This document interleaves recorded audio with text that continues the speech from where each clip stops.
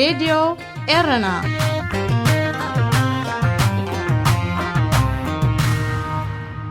ቤት ምክሪ ጸጥታ ሕቡራት ሃገራት ኣብ ጉዳይ ትግራይ ብዝምልከት ኣኼባ ከካይድዩ። ኣሜሪካ ሰራዊት ኤርትራን ምልሻታት ኣምሓራን ካብ ትግራይ ክወፁ ንቀዳማይ ሚኒስትር ኢትዮጵያ ጽቕጢ ምግባር ትቕጽላላ። ኣብ መንጎ ሱዳንን ኢትዮጵያን ዝተወልዐ ግጭት እናዓረገብ ዝኸደሉ ዘሎ እዋን ፕሬዚደንት ግብፂ ናብ ካርቱም ክበጽሕ እዩ። ኣርእስታት ዜናይኹም ክትከታተሉ ጸኒሕኩም ክቡራት ሰማዕትና፣ ዝርዝራቱ ይቕጽል። ቤት ምክሪ ጸጥታ ሕቡራት ሃገራት ኣብ ጉዳይ ትግራይ ብምትኳር ሎሚ ሐሙስ 4 መጋቢት ኣኼባ ከካይድ ምዃኑ ንዲፕሎማሰኛታት ብምጥቃስ ኣገልግሎት ዜና ፈረንሳ ሓቢሩ። እቲ ኣኼባ ብመንግስቲ ኣየርላንድ ዝተጠልበ ኮይኑ ኣብ ጉዳይ ሰብኣዊ ኩነታት ትግራይ ብዝያዳ ከተኩር ምዃኑ ተመልኪቱ። እቲ ኣብ ዕፁብ ማዕጾ ዝካየድ ኣኼባ ኣባላት ቤት ምክሪ ጸጥታ ዝኾነ ሃገራት ናይ ሓባር መግለጺ ክህባሉ ዴና ይፋሉን ዝተገልጸ ነገር የለን። ነዚ በአየርላንድ ዝተጸውዐ ኣኼባ ዝደገፋ ብፍላይ ኣሜሪካ፣ ፈረንሳ፣ ብሪጣንያ፣ ኖርዌይን ኤስቶንያን ዝርከበን ሃገራት ኣብ ትግራይ ተፈጺሙ ብዛዕባ ዝበሃል ዘሎ ገበናት ብናጻ ኣህጉራዊ ትካል ክጻረ ይደፍኣሉ ኣለዋ። ጸሓፊ ጉዳያት ወጻኢ ኣሜሪካ አንቶኒ ብሊንከን ሰራዊት ኤርትራን ምልሻታት ኣምሓራን ካብ ትግራይ ክወፁ ንቀዳማይ ሚኒስትር ኢትዮጵያ ኣብይ ኣሕመድ ጸቕጢ ይገብር ከም ዘሎ እቲ ክፍሊ ኣብ ዘርግሖ መግለጺ ፍሊጡ። አንቶኒ ብሊንከን ብክልተ መጋቢት ምስ ቀዳማይ ሚኒስትር ኣብይ ኣሕመድ ብቴሌፎን ኣብ ዝገበሮ ዝርርብ ናብ ትግራይ ህፁፅ ሰብኣዊ ሓገዛት ከኣቱ ኣብ ርእሲ ምጽዋዕ ኣህጉራውያን ተዓዘብቲ ብዛዕባ እቲ ተፈጺሙ ዘሎ ከቢድ ምግሃዝ ሰብኣዊ መሰላት ከጻርዩ ፈቐድ ክውሃቦም ሓቲቱ። መንግስቲ ኢትዮጵያ ድሕነት ስደተኛታት ዝርከብዎም ሰላማውያን ሰባት ንምርግጋጽ ቀዳምነታት ክገብሮ ካብ ዘለዎ ምዃኑ ዘተሓሳሰበ ጸሓፊ ጉዳያት ወጻኢ ኣሜሪካ ተጻብኦታት ብዝቐልጠፈ ከብቅዕን ሰራዊት ኤርትራን ምልሻታት ኣምሓራን ድማ ካብ ትግራይ ብዝቐልጠፈ ክወፁን ጸቒጡ ከም ዝተዘራረበሉ መግለጺ እቲ ክፍሊ ኣመልኪቱ። እቲ ጸሓፊ መወዳእታ መንግስቲ ኢትዮጵያ ናጻን ተኣማንን ጸብጻብ ናይቲ ኣብ ትግራይ ተፈጺሙ ዘሎ ገበናትን ምግሃስ መሰላት ደቂ ሰብን ንምድላው ምስ ኣህጉራዊ ማሕበረሰብ ዓለም ክተሓባበር ጸዊዑ። ንሱ ኣቐዲሙ እውን ተመሳሳሊ መግለጺ ከም ዘውፅአ ዝከር እዩ። ኣሜሪካ ኣብ ክልል ትግራይ ገበናት ኩናት ዝርከቦ ሓያሎ ምግሃስ ሰብኣዊ መሰላት ተፈጺሙ እዩ ዝብል ዘእምን መርትዖታት ከም ዘለያ ትጠቅስ። ኣብ መንጎ ሱዳንን ኢትዮጵያን ዝተወልዐ ደባዊ ግጭት እናዓረገብ ዝመጻሉ ዘሎ እዋን ፕሬዚደንት ግብፂ ዓብደልፋታሕ አልሲሲ ናብ ካርቱም ክበጽሕ እዩ።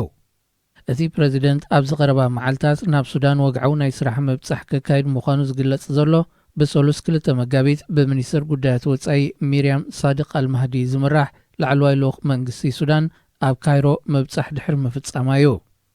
ንሳ ምስ ሚኒስትር ጉዳያት ወጻኢ ግብፂ ሳምሕ ሹክሪ ብምርኻብ ኣብ ዘካየደቶ ዘተ ኢትዮጵያ ንዲጋ ተሃድሶ ንምምላእ እትወስዶ በይናዊ ስጉምቲ ንረብሓ ሱዳንን ግብፅን ኣብ ሓደጋ ዘእቱ ምዃኑ ኣብ ምርድዳእ ከም ዝተበጽሐ ማዕከናት ዜና ግብፂ ሓቢረን።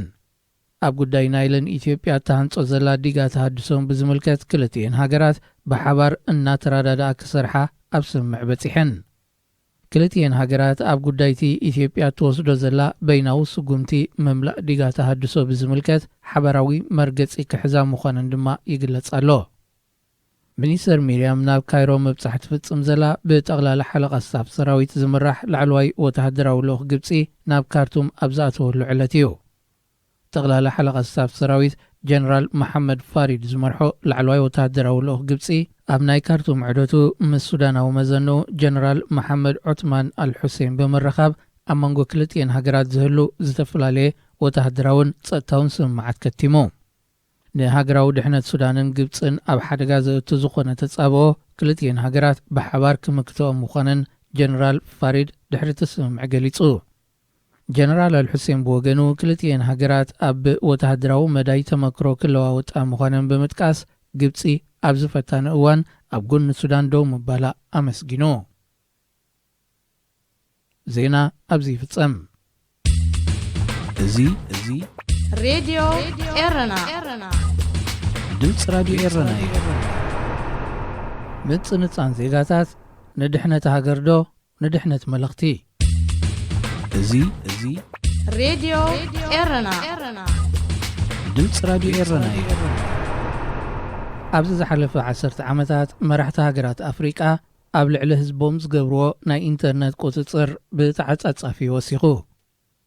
ኣብ ተንቀሳቓሲ ቴሌፎን ወይ ሞባይል ኣገልግሎት ኢንተርነት ዝህባ ሃገራት ከኣ እቲ ቁፅሪ ኣዝዩ ብዙሕ፣ ንዓመፅቲ ስርዓታት ከኣ ኣዝዩ ምቹእ ኩነታት ይፈጢሩ። ኣብ ሃገራት ኣፍሪቃ እቶም መራሕቲ ዝኾነ ኣስጋኢ ዝብልዎ ኩነታት እንተተፈጢሩ ማሕበራዊ ሚድያ ምዕጻው ወይ ብሓፈሽኡ ኣገልግሎት ኢንተርነት ናይ ምቁራፅ ስጉምቲ ክወስዱ ብተደጋጋሚ ይረኣይ። ኣካል ናይቲ ኣብ ቶሮንቶ ዝርከብ ዩኒቨርሲቲ ዝኾነ ሲቲዘን ላብ ኣብ መርበባት ሓበሬታ ዝካየድ ስለያን ዝከታተል መጽናዕቲ ዘካይድን ትካል እዩ። ኣብ ዝሓለፈ ዋርሕ ኣብ ዘካየዶ መጽናዕቲ 25 መራሕቲ ሃገራት 7 ካብኦም ኣፍሪቃውያን መራሕቲ ኣብ ልዕሊ ዜጋታቶም ስውር ስለያ ከም ዘካይዱ ሰኒዱሎ። እቶም ቀንዲ ዒላማ ዝኾኑ ዜጋታት ከኣ ጋዜጠኛታትን ተጣበቕቲ መሰላትን፣ ኣብ ካልኣይ ደረጃ ከኣ ተቃወምትን ኣንጻር ፖሊሲ መንግስቶም ነቐፌታ ዘለዎም ፖለቲከኛታትን እዮም። ኣብዘን 25 ሃገራት ኣብ ዝተገብረ መጽናዕቲ ብዓብዩ 3G ኣገልግሎት ኢንተርነት ተጠቐምቲ ንዝኾና ስማርትፎን እኳ እንተኾነ ካብ ኢሜይል ጀሚርካ ክሳብ ጻውዒታት ናይ ምስማዕ ስውር ስለያ ይካየድ። ንምዃኑ ኣብ ካልእ ምዕባለ ቴክኖሎጂ ስድሪ ዘይሰጎሙ መራሕቲ ዘን ሃገራት ከምዚ ዝኣመሰለ ዝተራቐቐ መቆጻጸሪ ወይ ዲጂታላዊ መሳርሒ ስለያ ብኸመይ ክጥቀሙ ክኢሎም? እቲ መልሲ ቀሊል እዩ። ኩለን ዘን ኣብዚ ንውልቃዊ ናጽነት ዜጋታት ዝገፍፍ ተግባራት ዝተዋፈራ 25 ሃገራት ነቲ መሳርሒታት ካብ ሓንቲ ሃገር እሞ ኸኣ ካብ ሓንቲ ናይ ቴክኖሎጂን መራኸቢታትን እትምስርሕ እስራኤላዊ ትካል እየን ዝገዝኦኦ። እታ ትካል ሰርክልስ ትበሃል። ንነዊሕ ዓመታት ናይ ስለያ ዝተራቐቐ ሶፍትዌር ኣብ መምሃዝን መሻጥን ተዋፊራ ዝጸንሐት ትካል እያ። እዚ ቴሌፎናት ናይ ውልቀ ሰባት ዝጠልፍ መሳርሒ ዘይከምቶም ቅድሚ ሕጂ ዝተማህዙ ዝተመዝገበ ናይ ጽሑፍ መልእኽታት፣ ኣሳእልን ካልእ ዶኩሜንታትን ጥራይ ዘይኮነ ዝርርብ ናይ ጻውዒት ብቐጥታ ዝጸናጸን ምዃኑ እዩ። ንሓደ ውልቀ ሰብ ንምቁፅጻር ወይ ምስላይ ዘድልዮ ነገር እንተደኣ ሃልዩ ቁፅሪ ቴሌፎኑ ምምዝጋብ ጥራይ እዩ። ናይቲ ዝድሎ ዘሎ ሰብ ቁፅሪ ቴሌፎን ምስ ተመዝገበ ኩሉ ዓይነት ርክባቱ ኣብ ትሕቲ ስለያ ምዃኑ ከይኣክል ኣበይ ከም ዘለውን ብጊዜን ብቦታን ብልክዕ ክመርሕ ይኽእል።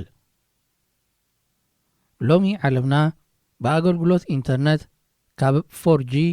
ናብ 5G ተሰጋገረሉ ዘላ እዋን እዩ። እንተኾነ ኣብ ትሕቲ ሰሃራ ዝርከባ ሃገራት ገና ኣብ ካልኣይን ሳልሳይን ወለዶ ስለ ዝርከባ እዚ ናይ ስለያ መሳርሒ በዘይ ዝኾነ ዕንቅፋት ከም ድላዩ ክሰርሕ ርሒብ ዕድል ከፊትሉ እዩ። ካብዘን ኣብ ልዕሊ ዜጋታትን ስውር ስለያ ወይ ምጽንጻን ዝገብራ ሃገራት ኣፍሪቃ ከም ኣብነት ክትጥቀሳ ዝኽእላ እዘን ዝስዕባየን። እዚ ሬድዮ ኤረና ድምፂ ራድዮ ኤረና እዩ። ናይጀርያ ሲቲዘን ላብ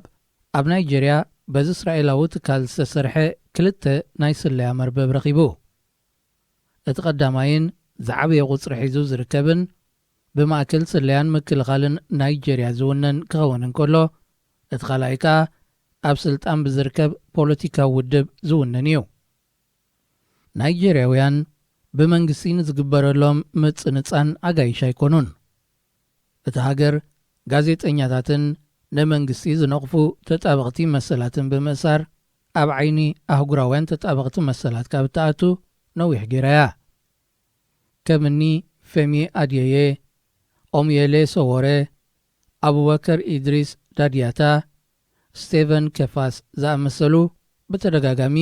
ናብ ቤት ማእሰርቲ ዝተዳጎኑ ክንጠቅስ ንኽእል። መንግስቲ ናይጀርያ ኣብ ማሕበራዊ ሚድያ ሰባት ከላዓዕሉ ፈቲኖም ወይ ከዓ የስግኡን እዮም ንዝበሎም መራሕቲ ምንቅስቓሳት ንገለ ኣብ ትሕቲ ቐይዲ ክእቱ እንከሎ ንካልኦት ከዓ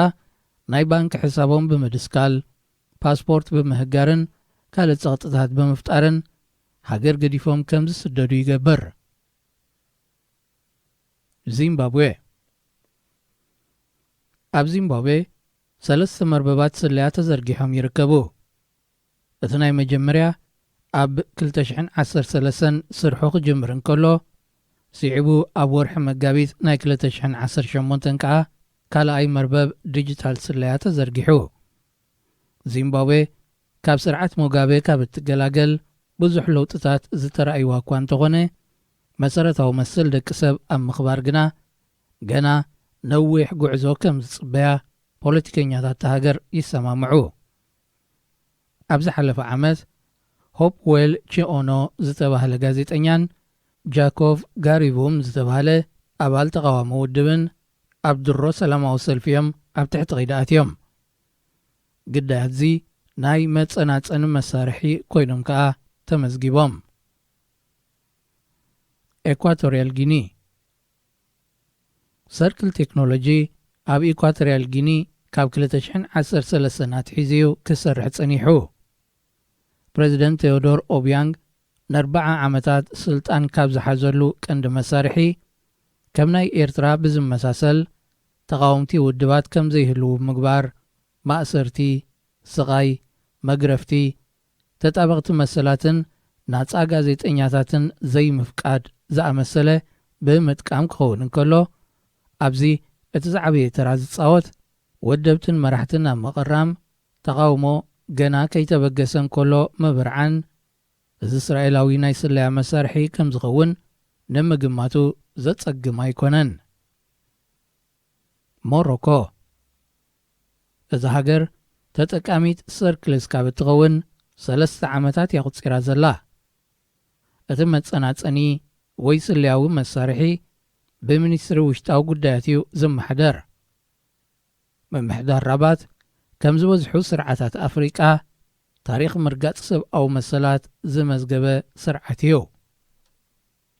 ቦትስዋና ካብ ሃገራት ኣፍሪቃ ታዝሓሸ ዴሞክራሲያዊ ምሕደራት ዘለዋ ሃገር ተባሂላ እትጥቀስ ቦትስዋና እያ። እዛ ሃገር ካብ 2015 ናትሒዛ ተጠቃሚት ዚ ስለያዊ መሳርሒ እያ። ናይ ቦትስዋና ፍሉይ ዝገብሮ ኣብ ዝተወሰኑ ውልቀ ሰባት ዘተኮረ ምጽንጻን ምዃኑ እዩ። ማእከል ስለያን ጸጥታን ወይ ብኣሕጽሮተ ቃል ዲስ ተባሂሉ ዝፍለጥ ኣካል መንግስቲ እዩ ዝቆጻጽሮ። ጉቦም ብልዕን ኣብ ልዕሊ ዘዘውትሩ ሰበስልጣን መንግስቲ ምክትታል ዝገብሩ ጋዜጠኛታት ቀንዲ ግዳያት ዝትካል እዮም። ወሃብ ቃል ጽላል ተቃወምቲ ውድባት ሞየቲ መዋሳ እስራኤላውያን ትካላት ንመንግስቲ ቦትስዋና ንነዊሕ ዓመታት ናይ ስለያ መሳርሒታት ክሸጣሉ ጸኒሐን እየን፣ ሰርክልስ ናይ መጀመርያ ኣይኮነን ክብል ይገልጾ። ምስ መሳርሕትናን ብጾትናን ዘድልየና ነገር እኳ ብቴሌፎን ክንዘራረብ ኣይንኽእልን ኢና፣ ምኽንያቱ መራሕቲ ማሕበር ሰራሕተኛታትን መራሕቲ ውድባትን ቀንዲ ግዳያት ናይ ዝስለያዊ መሳርሒ ኮይንና ኢና ጸኒሕና ብምባል ከዓ ነቲ ዓለም ኣይትፈልጠልናን እያ ዝብሎ ምረት ይገልጽ። ኬንያ ሲቲዘን ላብ ኣብ ዝገበሮ መጽናዕቲ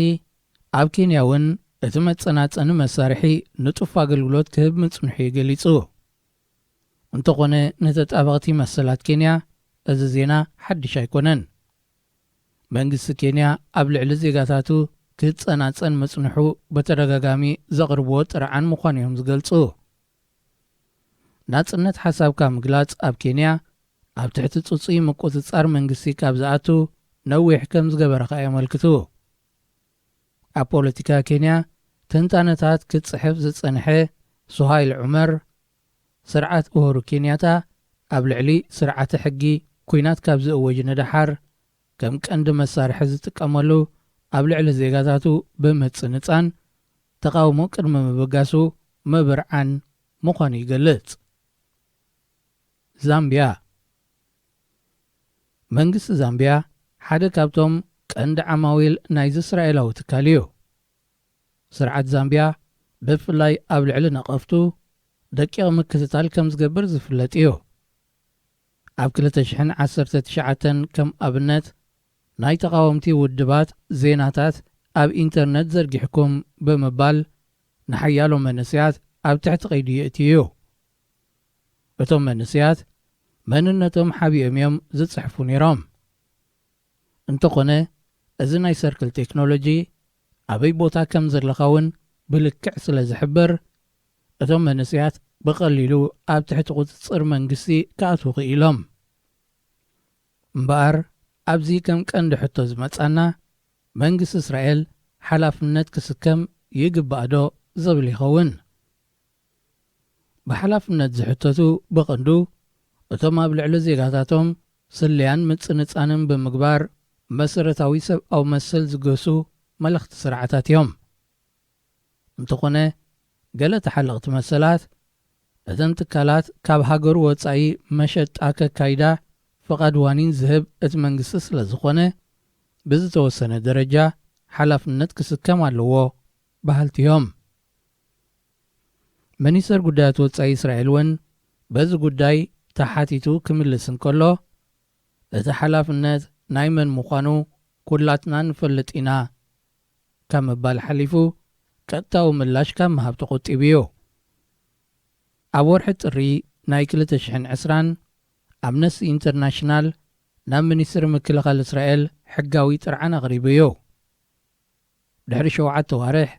እቲ ሕጋዊ ጥርዓን ተቐባልነት ስለ ዘይረኸበ ኣብ ቤት ፍርዲ እስራኤል ክረኣይ ኣይከኣለን። ኣፍሪቃውያን ተጠበቕቲ መስላት ግና ካብዚ ፍልይ ዝበለ ረኣይ ኣለዎም። እቲ ጉዳይ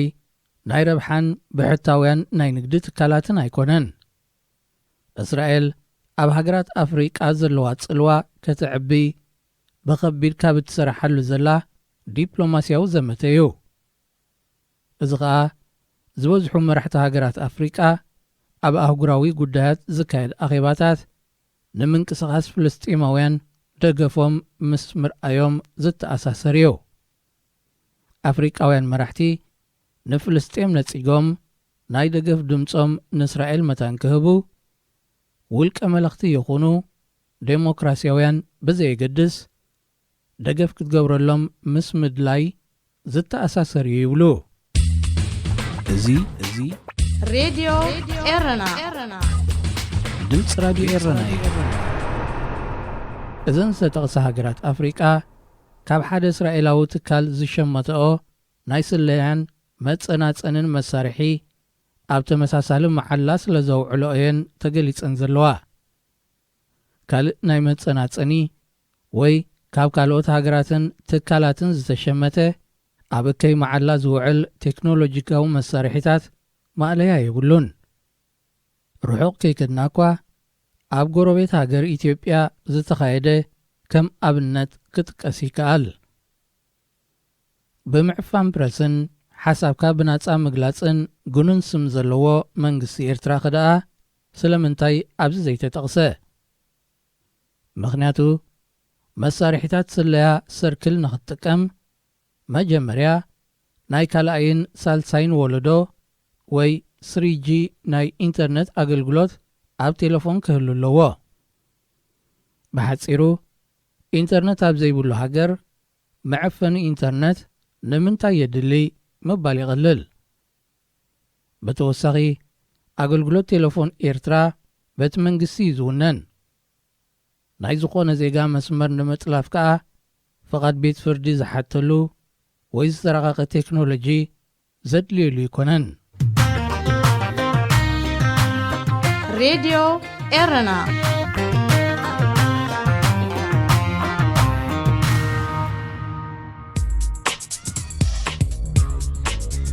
መደብ መንስያት ኣብ ሬድዮ ኤረና ኣብ ዘለኽሞ ሰላም ንዓኹም ይኹን ዝኸበርኩም ሰማዕቲ ሬድዮ ኤረና ብሓፈሻ ብፍላይ ከዓ ተኸታተልቲ መደብ መንስያት ከመይ ትቕንዩ? ንሎሚ ሐሙስ ዕለት 4 መጋቢት 2021 ንዓኹም ይኹን እዮም ዝብልናዮ መደባት ሒዝና ኣብ ሰዓትና ተረኺብና ኣለና። ክሳብ ፍጻሜ መደብና ምሳና ክትጸንሑ ብኽብሪ ዝዕድመኩም ኣኽበረት መሓሪኤ ሰናይ ጻንሖት። መደብ መንስያት ኣብ ሬድዮ ኤረና ዝኸበርኩም ተኸታተልቲ መደብ መንስያት ንሎም እምበኣር ምስ መንእሰይ ሓወይ ዳንኤል ኣብ መስመር ኣለና። ሎማዓልቲ ብዛዕባ ክልተ ርእስታት ክንዝቲና ተንክልተር ስታትና ከም ዝቕጽል ከነስዕበኒና ማለት እዩ ዳንኤል መንሰይ ዳንኤል ካብ ካናዳ ነዘተዚ ፈቃደኛ ስለ ዝኾንካ ከመስግነካ ፈቱ ተስፋ ገብር ከዓ ብዕምቀት ከነልዕለን ነዘና ርእስቲ ሰላም ኣኽቢር ሓፍተይ ኣነ እውን ኣኽቢርኪ ስለ ዝዓደምክኒ ካብ ልቤ ደመስግነኪ ጽቡቕ ፃንሖት ክኾነና ድማ ሰናይ ትምኒተይ እዩ ዳኒ ብዙሕ ግዜ ኣብ ሶሻል ሚድያ ይርኤካ بعمقت نجارات كتريهم تفتنيخا زعما منسيات زلك ملخاختا مالتيو أبيناي درجة لنا الكاسلة تحسبي خوي قال سخان تايمن هذا من سي إرتراس ويزي كاب عدنا زمن سي ناي ولودوس كمين تزخوني الكاخات تحسب تاي تثبيت كابزوح جزي زات بزعما منسيات كتقبر سلازر أخوها يا عامت ملو درجة غير الله حجي كاب ميريا أب كاب زنت مالتيو حدا ነገር ኣሎ ከም ዝምሻሎ ኣውሽጥኻ ወይ ከዓ ሰባት ነቲ እንታይ ዓቢ ፍሬ እዮም ዝሪኡ ወይ ከዓ ብዙሕ ፍረታት እዮም ዝሪኡ ንዓይ ዝረኣየኒ ግን ኣብዝናትና ወለዶ ወይ ከዓ ኣብዝናተይ መንእሰይ ሓደ ጽቡቕ ፍረ ኣለኣው ስለዚ እቲ ፍረቲ እንድሕር ኣውቲ ብዙሕ ዓይነት ጽቡቕ ነገር ክፈሪ ከም ዝኽእል እዚ ዘለናይ ድማ ከም ዝወደቕና ምልክት ስለ ዝኾነ ካብዚ ብሓባር ክንዓይ ስለ ዝደልዩ ወይ ከዓ ብሓባር ክንትስእ ስለ ዝደልዩ ኣኽቢር ሓፍተይ يا ودكتنا مالت كم زي بزح جزء وديقنا لنا كم قال نتقملون لينا برجت صبوا وديك كخمسة لخمسة فلات هذا ستيبيو نخت العلم مالتي وي نخت كتصل جعزخة أبينا ينجرينا وديقنا زلنا كمان سيدي خا كم حبرت السبت هنينا يخنا تود كتب له زل خس نشي أبنت أنت تبني يا أنا كم دانيال صبوا غير ويكا بزح جزء حسبوا له نجار تلقينه أبتي سنل بناوي عينت كيدينا وديقنا للناس بخلو نجار أبناء من سيات لنزارب زلنا حجي أبناء من سيات زغيت خزارت لقينا معلتها ونتفتاتنا تناي مويتو زرلو ويكا معلتها ونتفتاتنا تناي ودي أزرلو سلازي نت معلتها ينورو زلنا زوريان بحر دارينا سبات أبزا أبحنت معلتي واقع نخفلنا ينا النبر سلازي إتواقع نخفلو زلنا سبات كابانا زفلي زلو انتاي سلازغوني ويكا أوشتنا حارس بخبخ نجار سلازلي ويكا اتنافنا سنلبونا دخينو سلازلو منفسنا ونتسيرو سلازلي سلازي منفسنا تسيرو اللو اندحر دقان بلا اللخو خوين خاني نعو ختصقنون اندحر غينا نعو نتي معالتاو روتين ويكا معالتاو نتفتات نايولونا ويكا نايولوري وحنساب كنكيرو لنا مالتي نتوديقنا يزلنا خنتسق اندحر دقاقوينا ويكا تبلاشينا اللو زلنا معالتاو نتفتات ناي خنكير زلنا سلازي معالتاو نتفتات ناي وديقو زلو ويكا تبلاشي زلو بحاليان يا بخمي من قد نابنت حج بخمي من قد لنا كن ناب حطوتات سجر على خزته إلى خبكع تغكلي خا تمودا مفلات يو حدا تاش مجد بخمي من قد خنا العلن خال أي تبب كتسألنا خال حجي أب سوشيال ميديا بزحكم عينت مزرعة والله برجس سوشيال ميديا تلاوي يو بزح من يسوون أو سلاز الساتف قال نجر كتحلف تخلي خا جن بيناي من قدين أمنت نحنا خن بالكلنا أنا بزعبة ودكت من إسياتنا نجر نحرر له خويس خون بزعبة ودكت من إسياتنا بزعبة وديقنا يزلنا بزعبة نايسنا البونا أنا موجودة نحر نزارب على ناسي نحنا خمانينا توم نزارب زلنا أبيناي بوينت خوينا نزارب ومزلنا خن نزارب كلنا مالتينا أبنت سمويادينا بمويادينا متينا زلنا وبسمعتنا متينا زلنا نتايو على العلنا زلو أب متينا زلو نتبس نتايو يا تبعتو حتى أخبير حفتي بدعمي تبعتي تايربالا معناته أنا وديقنا لنا خدين كلهم يبزحت كافر قبري لمبر نتناتي بيرسونالي أمتي زارب زلهم حجي حنت نجر يا خنوت نخل نساد ما أنت نسمعون نمبون بمرات صراح نمنينا نسمع أنت هنا خلينا نب مخنياتو توم معلتاو بإذننا زاتون توم معلتاو بقفنا نمبون صحفات نسوم نتناتنا هي وتيم كنترول زجبرو سلازي إذا عينت كيدي ويكا أنا كم دانيال كابتوم زنبوبهم يسوعوا من نجارات مرت يوم سلازي أنا أنت عايز بزلخو تعال تعيم عايز بزلخو إيش نجارسي مساي تعاموا عايز بزلخو معناته نسمعون نمرتون نمنينا نسمع نمن كان مرت مالت وزحات كسمع عز جبوهم نايسن البونا مهورات عنده أجن كأنا سمع زير خو مالت سلازي إذا نافنا من قد كعرّ نحرد أخوينه كسمعهم كنا نبوبهم من زلنا صحفات كنمرت علينا بهالي يوم سلازي بتعاقمنا بتن إحنا زلنا عاقمي خاطب زلخا بزح جزء أنت الرأي مسيرك كادن حوي زخون سب كمعد إلو ماتس زخون سب كاستخاخل إلو ماتس حج مجمرة كتكوني إذا لكان حدا نجر كرم مزراب كا برقص نابنت حكيم شجارة يتسحب يلو شجارة عند سحبه خلو خنا جركا خالي نبص يجبره خلو اختبلت خالي خا جن انتي رألو ببزحي عند حر استبيل كلا خا ما ينسخون كل سب كم عد دلي بو حدوس نتتبلو زل خاص كتجبره برقص كاب عمق كتردوس يدلي كل ممعد قليل دحر ابتي انا تبل الكاز نبركا تانا زب طعمكوا ويت من باب مرصو قالت الكا لخا كالك ابقمت كاتو زلو خا انت كوين سمعنا مسيلكا من اسيات سخان ابنت قرب دي 10 تخل ودي خا تخون وي كما خاون قرب كتاب من باب درجه بصحكا تكون تخلي خا امونغونا من اسيات دق 17 عامات كسب 20 24 عامات زلو جنا ابشر شي كفلي قال زو قرصو تمرتلو even كمان نتي قنقا تግርኛስ بغبو كم ببو زي كلو مالتي مصحف ገንጽሎም ከመስ ጠቅመናይ መጽሐፍ ክፈልጥዎ ገለም መግደፎ ወይ አይናይ ጠቅሞ ማያናይ ጎዶም ክፈልጡ መግደፎ ነቲ ትግርኛ ንኸንብበውን ዝሽገሩ መንእስያት አለው መንጎና ሕጂ እቲ ኣብዜን ክልተ ነጥቢ ታዝበልኩ ኻታ መጀመርያ ንመንት ምዕዶለኻ እስኻ መንይኻ ኸይፈለጥካ ኸለኻ ብዙሕ ሰብ ማዓዳይ ጥራሕ ዝኾነሉ ግዜ ኮይኑ ስማዓንሎ ካልኣይ ከኣኒ ኣብ ግምት ዘይምእታው ካና ኣብነት ሓደ ናይ ስነ ልቦና ምሁር መጽኡ ክዛረብ ተኾይኑ ክዛረብ ከሎ ነይናይ ደረጃ ነይ እቲ ታርጌት ግሩፕ ናቱ ሳይናዩ ከይተፈለጠይ ዝዝረብ ዘሎ ኮይኑ ስማዓን ዝኸፍተት እዚ ይረአየንሎ ማለት እዩ ቲኦም ትዛረቦም ዘለኻ ኣካላት ሳይኖትዮም ቶም ናትካ ታርጌት ግሩፕ ሳይኖትዮም ካልኣይ ከኣ ክትዛረብ ከለኻ ኻስ ንመን ኢኻ ትዛረብ ዘለኻ ወይ ኣንብብ ክትብሎ ከለኻ ንኣብነት ሕጅስ ንመን ኢኻ ትብሎ ዘለኻ ኣብዚታት እቲ ኣብ ርእስቲ ማዓዳይ ምዃን ከም ዘለዎ ኮይኑ ዝኾነ ሰብ ዝምዕድ ዘሎ ሎም ዝገብሮ ዘይገብሮ ከም ዝኾይና ወዲቕና ኣለና መንእሰያት ከም ዝኾይኖ ማለት ብፍላይ መንእሰይ ማለት ኩሉ ዓይነት ጓሓፍ ኩሉ ዓይነት መረረ ኩሉ ዓይነት ጠፊእ ካለኻ ከም ዝኾን ካለኻ ሲ ንመንእሰይ ጥራሕ እዩ ኮይኑ ዘሎ ማለት እዩ እቲ ኢዱ ሰብ ዘቕስር ዘሎ ናብኡ ማለት እዩ ግን ተንክልተ ነጥብ ዘለዓልኩን ካብዚአን እስከ ንዓኻ ዝተረኣየካውን ክፍተት ክትምልኣለይ ያ ጽባለኺ ኣኽቢር ሓፍተይ ኣነ ሓደ ካብቶም ኣብ ምንታይ ዝግደሲ አንተ ወተንኪፍካ ነርኪ ኣብ ካራክተር ዝግደሲ ወይ ከዓ ኣብ ገጸ ባህሪ ማለት እዩ ንመን ትኽተል ምፍላጥ ዝበልክዎ ኣብ ሓደ ካብቲ ኣሸጋሪ ኮይኑ ዘሎ መን እዩ ኣብ ሚድያ ምስ ወፃ ሓደ ሰብ እቲ ናቱ ውልቃዊ ህይወት ኣይርአን ሰባት ነቲ ውልቃዊ ህይወት ናቱ ኣይግደሱሉን ምክንያቱ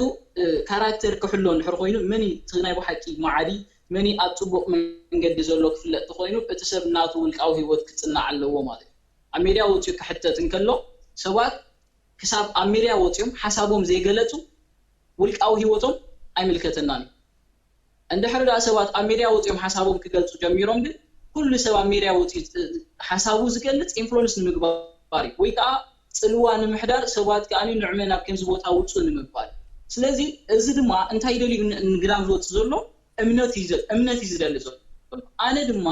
እምነተይ ክህቦ እንድሕር ዳ ኮይነ ናይቲ ሰብ ውልቃዊ ህይወት ክፍለጥ ክኽእል ኣለዎ እቲ ሰብ መን እዩ ክፍለጥ ክጽናዕ ክኽእል ኣለዎ ናቱ ፍረ እንታይ እዩ ንምባል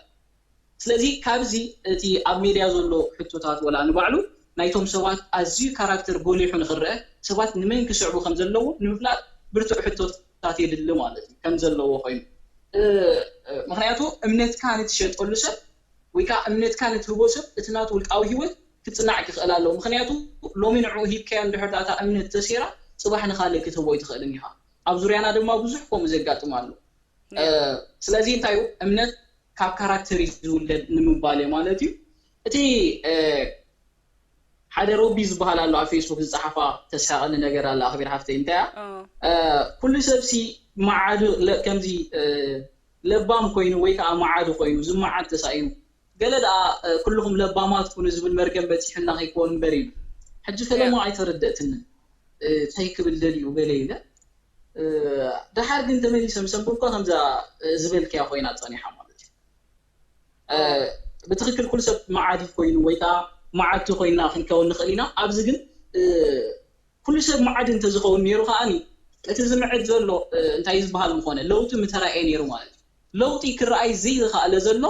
እቶም ማዓድቲ ንበሃል ዘለና እንድሕር ኣነ ኣብኡ ኣለኹ ኮይነ ካራክተርናቱ ይሕልው ኣይኮነን ማለት እዩ ስለዚ እቲ ህዝቢ እንታይ ክገብረኒ ኣለዎ ክጓሕፈኒ ኣለዎ ማለት እዩ ክጓሕፈኒ ኣለዎ ክብል እንከለኹ ክስዕበኒ እዩ ሕጂ እቲ ቀንዲ ተራ ክንፃወቶ ዘለና ኣበዩ سواء أبدأ وتيم كزارو بخجمرون كله ناتهم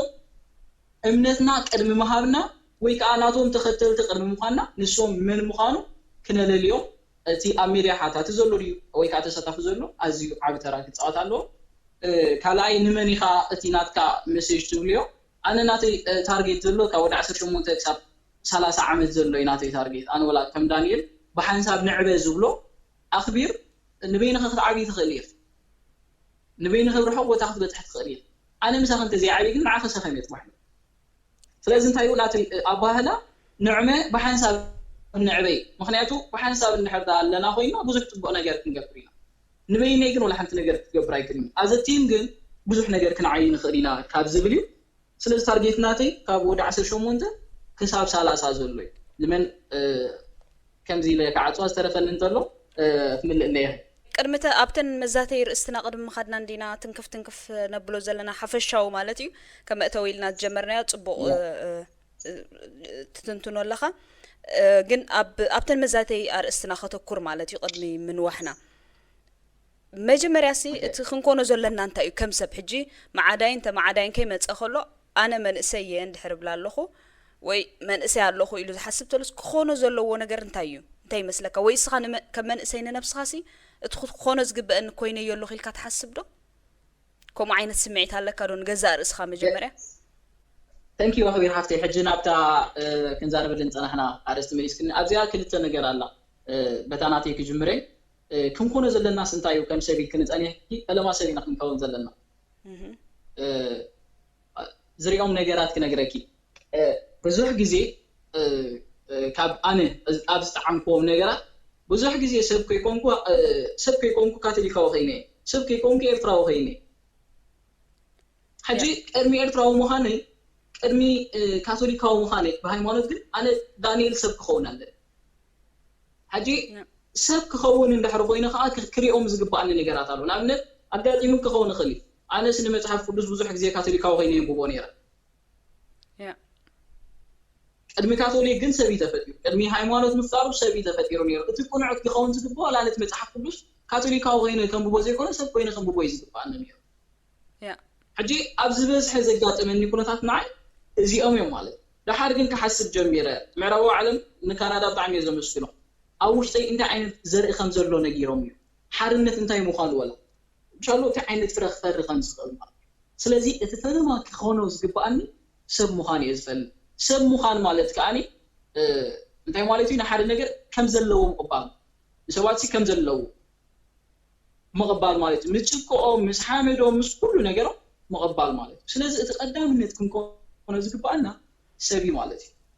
ያ ትኽክል ዳኒ እዚ ኣልዒናና ያ ቀጥል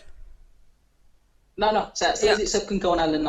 ሰብ ክንከውን ኣለና ዝበልካያ ብጣዕሚ ኣገዳሲት ነጥብያ ወላ ኣነ ከም strongly ዝኣምነላ ነጥብያ ከመኽበረት ማለት እዩ ምኽንያቱ እቲ ሰብ ምዃን ማለት ቀሊል ነገር ኣይኮነን ሰብ ምስ ኮንካ ብፍላይ ከዓ ኣብ ናትና ኣብ መንእሰያትና ብሓፈሻ ኣብቲ ሕብረተሰብና እንታይ ይረአዩ ወላ ሓንቲ ነገር ከይኮንካ ከለኻስ ዕዳ ከም ዘለካ ጥራሕ ትንገር ወላ ሓንቲ ከይገበርካ ከለኻስ ዕዳ ከም ዘለካ ሕብረተሰብ ዝበሃል ዕዳ ሃገር ትበሃል ዕዳ ንስኻ ሃገር ምዃንካ ረሲዕካሲ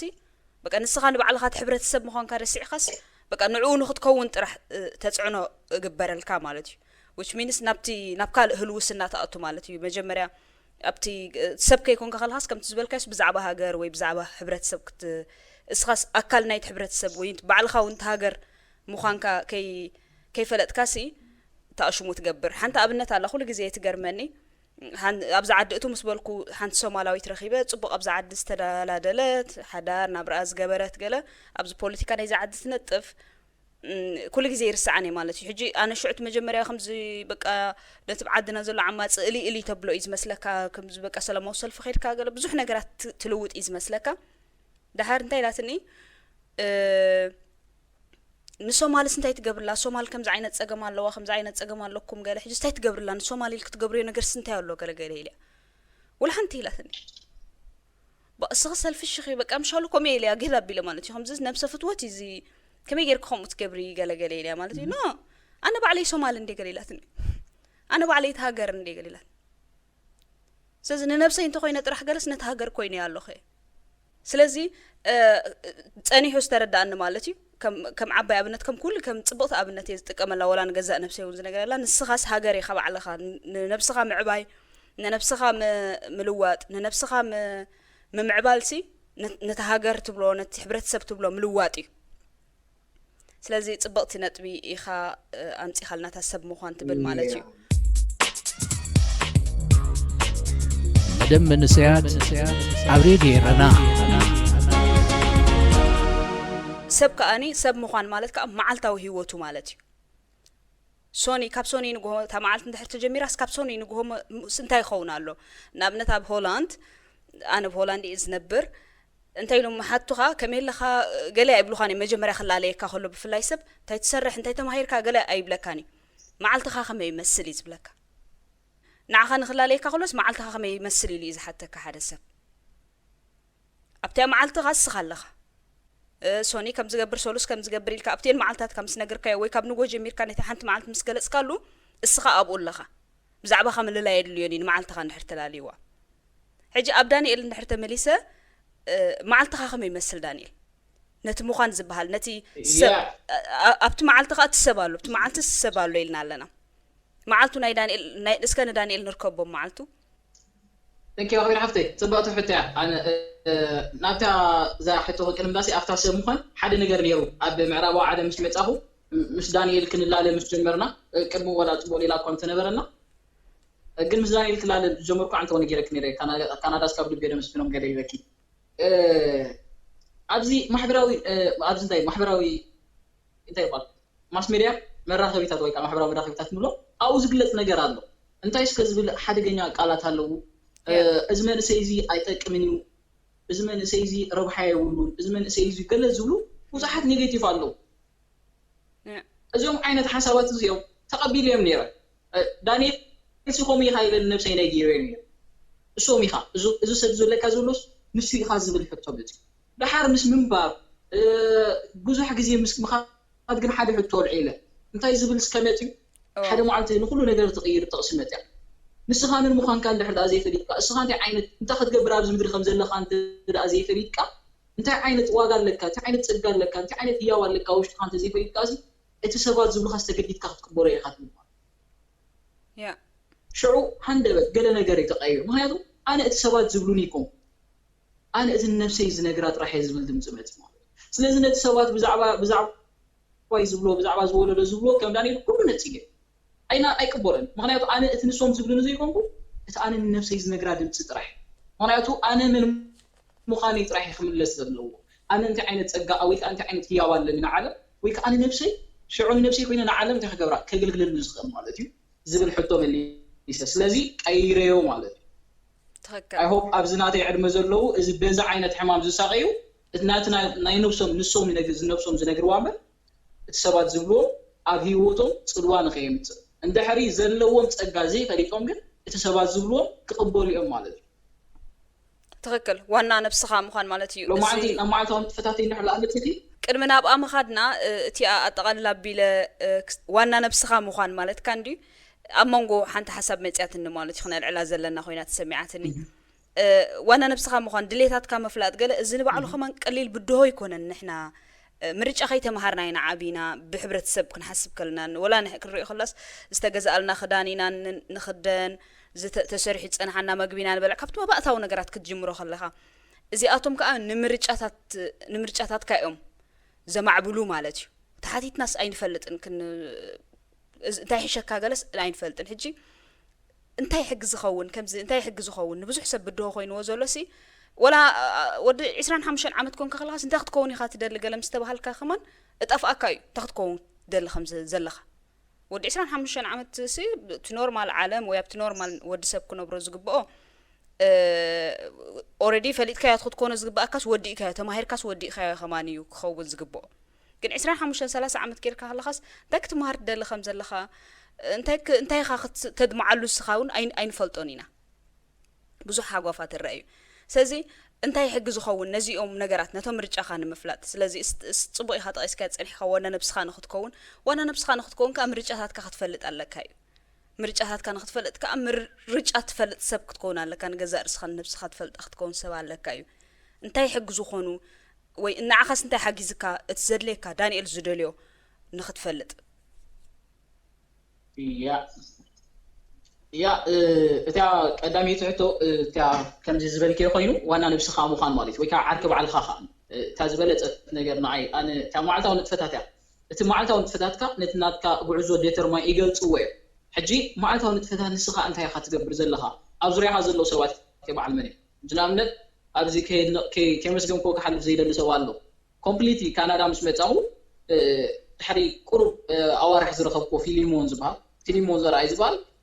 ብጣዕሚ ከም ዝምሻሎ ኣመስጊነ ደይፀውዎ ዓይነት ሰብ ናቱ መዓልቲ ዲስፕሊን ዝኾነ መዓልታዊ ንጥፈታቱ ክፀፍፍ ማለት ሕጂ ምስ ረኸብኮ ንሱ ከዓ እንታይ ገይሩ ንዓይ ነቲ መዓልታዊ ንጥፈታተይ ከስተኻኽሎ ሓጊዙኒ ማለት በት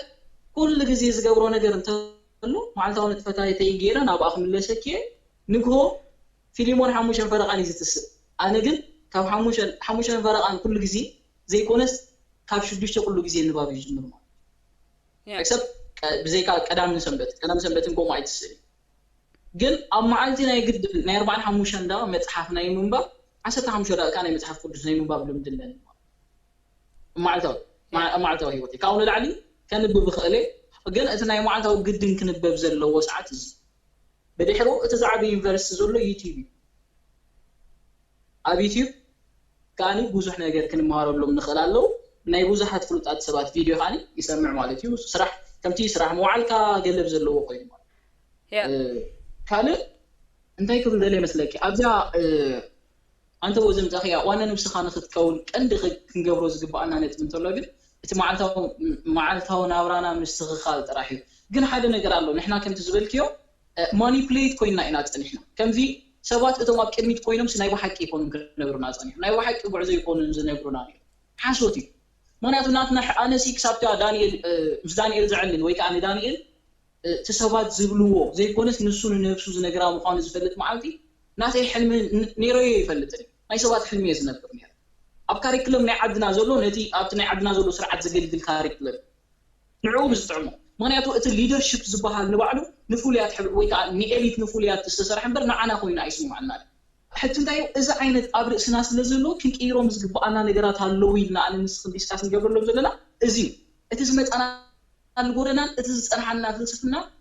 ክንኣልዮ ኣለና ክንኣልዮ ኮይና ኣትሊስት 15 ደቂቃ ምስ ነብስና እቲ ረኺብናዮ ዘለና ኣብ ምዕራብ ዓለም ንኣብነት ዲሞክራሲ ተኮይኑ ሓርነት ተኮይኑ ፕራክቲስ ክንገብሮ ኣለና ቀስ ብቀስ ማለት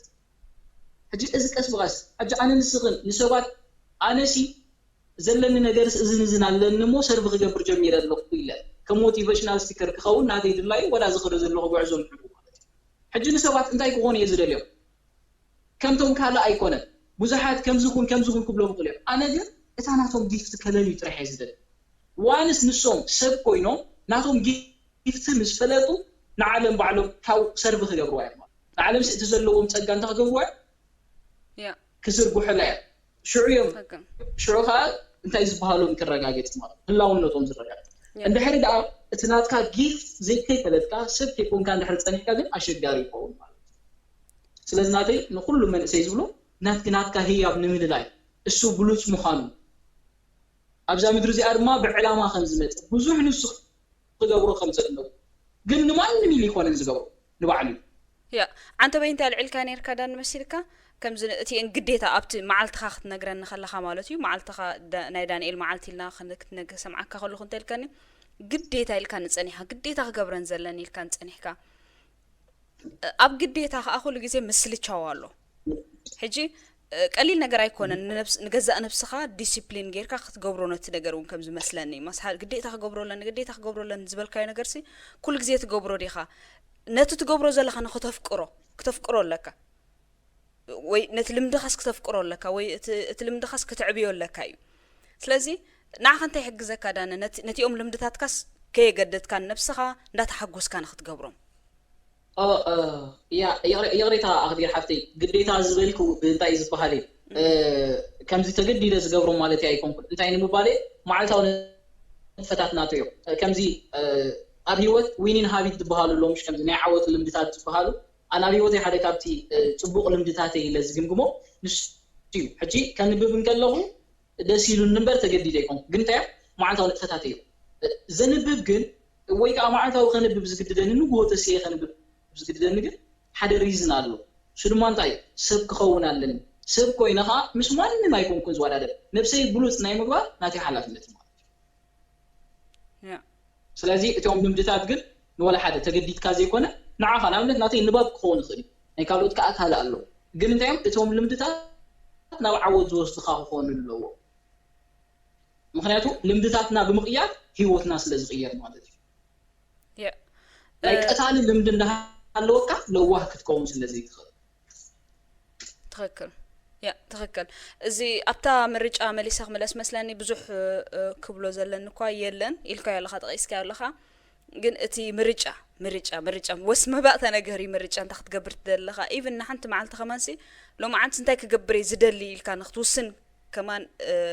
ኣገዳሲ እዩ ነቲ መዓልታዊ ህይወትካ ማለት እዩ ታ መዓልቲ ከዓ ታ ህይወትናትካ ሳብ ሓንቲ መዓልቲ ዝተሓፀረት እያ ማንያቱ ሶኒ ትገብር እንተለኻ ኢኻ ሶሉስ ትመፀካ ወይ ሶኒ ገለ ነገር ትገብር እንተለኻ ኢኻ ሶሉስ ገለ ውፅኢት ትርኢ ማለት እዩ ስለዚ ድምር እኩብ ናይቲ መዓልታት ኢኻ ንስኻ ማለት እዩ ሕጂ እዚ እታ ምርጫሲ ወላ ሓንቲ ልምዲ ዘይፀንሓካ ንኣብነት ኣብ ምዕራባዊ ዓለም መፂና ኣለና I think ዘተና ሕጂ ናብ ሞር ናብ ልዕሊ 25 ዓመት ክሳብ 30 ዘሎ ዕድመ ወይ ቁርብቲ 11 ክፍሊ ዝበፅሓ ሰብ ኢና ጌርናያ ዘለና ማለት እዩ ኣነ ኩሉ ግዜ ፎከስ ክግበረሉ ለይለ ዝሓስብ ነይናይ ዕድመ ነይናይ ዕድመ ወይ ነይናይ ታርጌት ግሩፕ ኢና ንዛረብ ዘለና ወይ ዝዝረብ ዘሎ ገለ ኣብ ግምት ከኣትሎ ካብ ዝብሉ ሰባት ሓንቲ እየ ማለት እዩ ምክንያቱ ኣብ እንተሪኢኻዮ ኣብቲ ናትና ናይ ኤርትራ ሕብረተሰብ ኣብ ነብሶ ከፍ ዓመት ዓብይ ሃጓፊ ዘሎ ናይ ወለዶታት ምብትታ ካሎ እዩ ምክንያቱ ዓብ ሓውኻ የለና ብገዛ እቲ ዓብ ሓውኻ ምስ ወፅእ ካልእ ሰብ ዘየለኸውን ገለ ከምዚ ሰንሰለት የብሉን ስለዚ ኣብ ወዲ 25 ዓመት ገይሩ ዘሎ ሰብን 24 ዘሎ ሰብን ዓብይ ሃጓፍ ኣሎ ዓብ ክፍተት ኣሎ ማለት እዩ ስለዚ እዚኣ ዘተና ናብ ኣገጻት ዝኸደት ያ ትመስል ተስፋ ገብር ካብ 25 ዓመት ክሳብ 17 ዓመት ወይ 16 ዓመት ዘሎ ሓደ መዓልቲ ካልእ ግዜ ክንዛረበላ ማለት እዩ ሕጂ ግን እቲ ዘተናስ ሞር ናብ ከምዚ ካብ 25 ክሳብ 35 ክሳብ 33 ዘሎ ዕድመ ዝኸደ መስል ማለት እዩ ሕጂ እቲ እታ ምርጫ ሕጂ ናብ አንዴ ከተኩር መሊሰ እስከ ማስካል ኣብነት መብርሂ ወይ ሕጂ ናብ ምሳነን ብዛዕባ ምርጫ ክዛረብ ከለኹ ክትመርጽ እንተኾንካ እንታይ ክትገብር ኣለካ ባህርያትካ ክትፈልጥ ኣለካ እየ ዝብል እቲ ናትካ ባህርያት እንታይ እዩ ካብቲ ባህርያትካ ነቲ ምርጫኻ ንክትፈልጦ ሕግዘካ ማለት እዩ ባህርያትካስ እንታይ እዩ ሰብ ምሕጋዝ ድየ ድፈቱ ኣነ በማስ እቲ ለዋህ ድየ ስምዒታዊ ድየ እትዮም ምሳኻ ዘለዉ እሶምስ ብቐሊል ከተለልዮም ትኽእል ኢኻ እቶም ባህርያትካ ማለት እዩ ስለዚ ነቲ ምርጫኻ እቶም ባህርያትካ ዝሕግዙኻ እዮም ኢለ እየ ዝኣምን ማለት እዩ ካልእ መረዳእታ እንድሕር ኣለካ ኮይኑ ክትራጉዳ ነዛናተይ ያ እንታይስከ ኣኽቢር ሓፍተይ ከምዚ አንተቦሲ ሓደ ነገር ቀድሚና ባኺ ምድዋልናስ ሓደ ቆልዓ ኤርትራዊ ኣብ ካናዳ ዝተወልደሲ ኣብ ካናዳ ዝነብር ኤርትራውስ እንታይ ኻ ከምዚ ኣስትሮኖሚስት ክኸውን ደልዩ ሕጂ ኩሎምሲ ጸሊም እንታይ ይባል እቲ ናቱ ራእይ ወይ ከዓ እቲ ናቱ ሕልምስ ንሱ ሕጂ ብዙሓት ከኣኒ እንታይ ይባል መፅዮምሲ የዘራርብዎ ገለገለ ሕጂ ክትመርጽ እንድሕር ኮንካ ንሕና ቆልዓ ትዝክር እንድሕር ኮንኪ ቆልዑ ከለና ክንበጽሖ ንደሊ ነይሩና ከምዚ ክንበጽሖ ንደሊ ነገርስ ነይሩ ኣብነት ሰብ ዶክተር ክኸውን የብለካ ዝኾነ ነገር ስለ ቆልዓ ከለ ክድሰኣልኪው ነገር ኣለ ንሱ እንታይ ኢኻ ትገብር ፈለማ ነቲ ንዕኡ ርኢኻዮ ኢኻ ከም ብሓድሽ እንታይ ትገብሮ ከም ብሓድሽ መፂኻ ኢኻ ትኸዶ ፈለማ ግን እንታይ ኢኻ ትገብሮ ትሪኦ ኢኻ ማለት እዩ ሕጂ ኩልና ኣብዚ ዕድመ ዘለና ንዛረበሉ ዘለና ዝረኣናዮ ነገር ኣለ ቀደም ሕጂ እቲ ቪዥን ዝበሃል ይጠፊኡ ዘሎ ግን ከዓ ቀደም ርኢናዮ ነርና ኢና ቆልዑን ከለና ክንኮኖ ንደሊ ነገር ርኢናዮ ነርና ክንጅምሮ ግን ክንምለስ ኣለና ንድሕር ስለዚ ነዚ ዝሕግዘና ሓደ ነገር ኣሎ ሓደ ክንበጽሖ ዘቐመጥናዮ ስእሊ እንተሎ ኮይኑ እቲ ቀደም ቆልዓ ከለና ዝረኣናዮ እቲ ዘርኢ ኣይጠፍእን ንሕና ጥራሕ ኢና ክንድቅስ ንኽእል ስለዚ እቲ ዘርኢ ንሱ ኣሎ ንሕና ክንከይዳ ብጀመርናሉ ንሱ እንዳጎልሕ እንዳተራእየና ክመጽ እዩ ግን ከምዝላ ንኣብነት ሰብ ብሰለስተ ነገር ዝቆመ እዩ ነፍሲ ስጋ መንፈስ ኣሎ ሕጂ እቶም መንፈስን ስጋን ይጽንሑልና እዛ ነፍሲ ትበሃል ኣብ ውሽጣ ሰለስተ ነገር ኣለዋ ኣኽቢር ሓፍተይ እታ ቀዳመይቲ እንታይ ፍቓድና እታ ካልአይቲ ከኣኒ سمعتنا سالساي أمروناتنا حجي أبو عالم أزيو حاجة جنيا زخونة نجار نتولو خينو أملاك ولا ذي قوات أتراز هذا عنا فقدنا مخنياتهم فقدنا خلنا برس فلز فترة النهار سلازي نفقدنا هي نيوزلنا نبتي بفقدنا نمرج أم نجرا زيادة عنا كنت إنك قلهم زلنا من مخناخ أزجل صون مالك لازم أبزلهم جزء زيادة كنت إنك قلوا فقدنا نمنك من هو كنا حارب لوز قبأنا جزء كنتايو ميديا إيمان أميريا نسمعه أميريا نريئه أميريا ننبوه كلهم مزيوم مسمعتنا مسفقدنا مش أمرنا استتحى حاجة سلازي زيادة كنت انك قلو زلنا لومي ميديا إيمان معناته أي كيو لوم معك أني كوينو زلو فوكاسنا نحن فوكاسنا أبي غير له فقدنا لمن يززل نتن إحنا عقميتنا زلنا نيشتو كذب قول عقلنا زرعنا يا مسلدو ويش مزوم أقول خيني بتسحز عين كفنا مسلدها سلازي زيادة كنت قلو زلنا لنفسنا زقوتاتر بيوتنا يقوتاتر نزي تقاطعتي هو زللو من حدا أي خاري فوكاسنا كنا زللو وبوتها ميديا إيمان سلازي من بارنا ختصبق عند حدا أخوينو مرج أنا ختصبق على مرج أنا خأمن تايب أميري عروخ علونا أبتناكنا رأي زي كود اللي حدا أخوينو كن صبرهم ترح يزلنا أمنت أخبير أبجز أخذ اللوم أحفتي مش أخذ وقت سوات أنت نجير كني سواء هو أخبير أنت كنت مسلخ قم تخلي متعرفي كم زين مخال مخنياتهم تاي قبرا نقطة ما بزريح أمريكا أقميت كم زلقي نحكي في تشار نسيهم مالتي نعمل أبزي دست بلا نزان تالا خنقركي يوسف زبالة له يوسف زبالة نيرو قل عاقل له حلي موسي نسدو أتحلمتاتي ينقرم نيرو حجي نسوم قلا يتقبلوه أمن قدو وحيفومو متيام سبخ تيام نقارو متيام قن وسيرومو نقب سقوينو تأسير أمي جرشا بنقص قوين أزن تانيرو ولا عاقل له زرعي ونقر تاي كوينو ده حرقن أتشيف جيرو قن عوز داخمو أمن قد قن يرو من بوزحات مال سلازم نتي قول عاقل لنا سألنا يوم مسلي نتي نعطنا رأي نتي زقمتنا يو نقر داخن قورو لنا فقادنا خن هو لنا كعوة نحرقوين لازم الرج أنا زيادة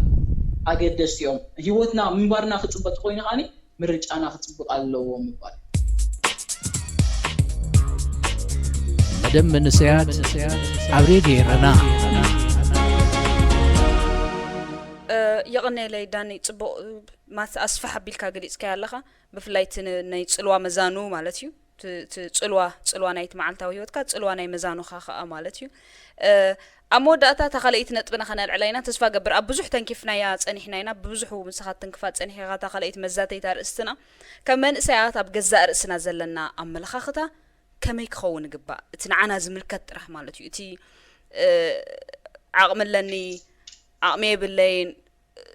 تنجزاء رأسنا نقلت ألوي ترس نجزاء رأسنا نري ألو مستيات كم يخون يقبو انت مردات على كبسي يا انت اسك اخبير حفتي ابزي امس وزحت كتب سنن لي بقدموي بك لك سايكون الناس حدا حاو ناس دويلو لي حجي يعلون يرس از دانيال كم زني ابي قبرحنا طيطويني عدنا يقليلوني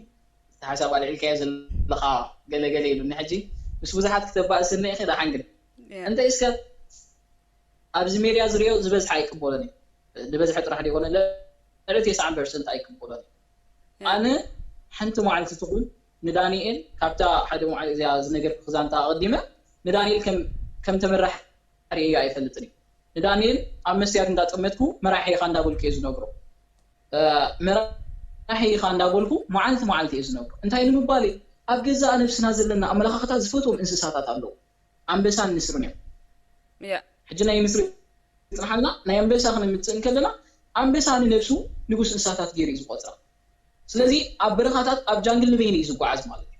أنت إقبال جروبا اللي وني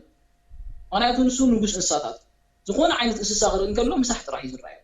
سلازي نحن أبجزء نفسنا زلنا أملا خطأ لك أن نفسنا كم مراح نتزيق أميتنا مراح مالت جن بزز أنا حنا فلسفنا يكونه مراح مالت تزلكات أجا على اللي خان هز بخام قلقال مالت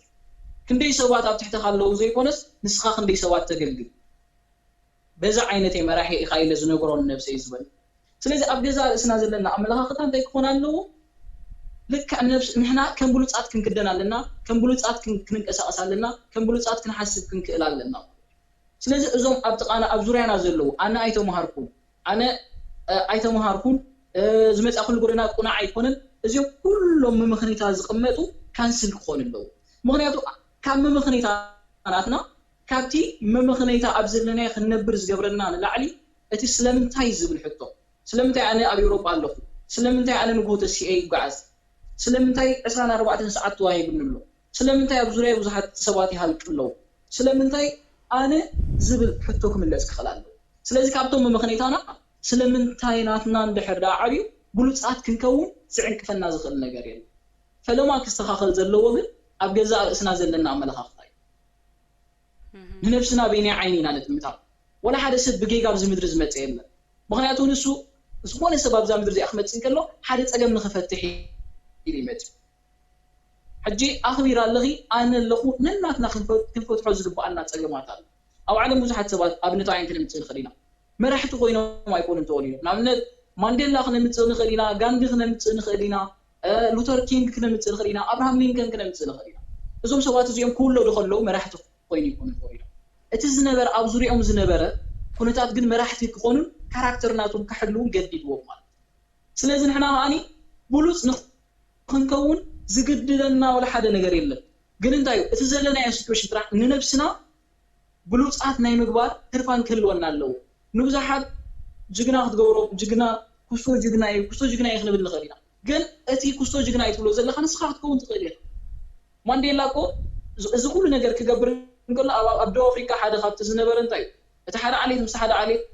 ክዋሰብ ኣይፍቀዶን ነይሩ ነዚ ሕግዚ ንምስባር ከዓ ናቱ እንታይ ይበሃል ካራክተሩ ኣፅኒዕዎ ማለት እዩ ስለዚ ኣነ ንስኽን ኣይናይ ሕጊና ኣይናይ ኣይጠቅምን ዝበልናይ ነገር ክንዕሪ ኢና ዘለና ማለት ኣይናይ ፀገም ኢና ክንፈትሕ ተዳሊና ዘለና ስለዚ ፀገማት ክንፈትሕ እንድዕር ኮይና ግን ኣብ ገዛእ ነብስና ዘለና ኣመለኻኽታ ክቕየር ኣለዎ ብዕላማ ከም ዝመፀኻ ብዕላማ ከም ዝተፈጠርካ ሰባት ናብ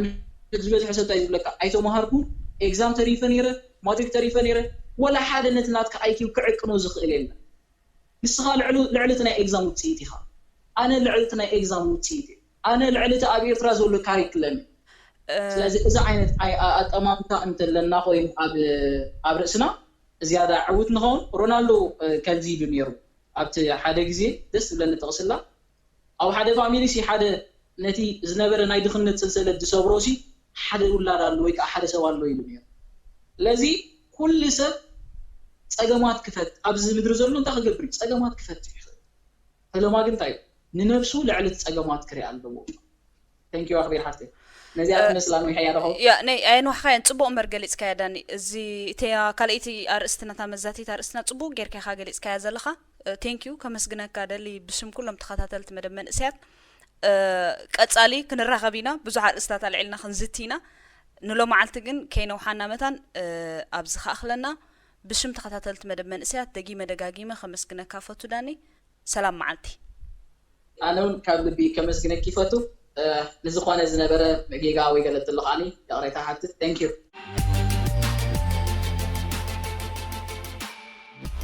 ዝኸበርኩም ተኸታተልቲ መደብ መንእስያት ንሎሚ ዘዳለናልኩም መደባት ከም ዝተኸታተልኩምዎ እዩ ነይሩ ክሳብ ዝመፅእ ሓሙስ ምስ ዝተረፉ መደባት ሬድዮ ኤረና ንሓድገኩም ሰናይ ቅነ መደብ መንእስያት ኣብ ሬድዮ ኤረና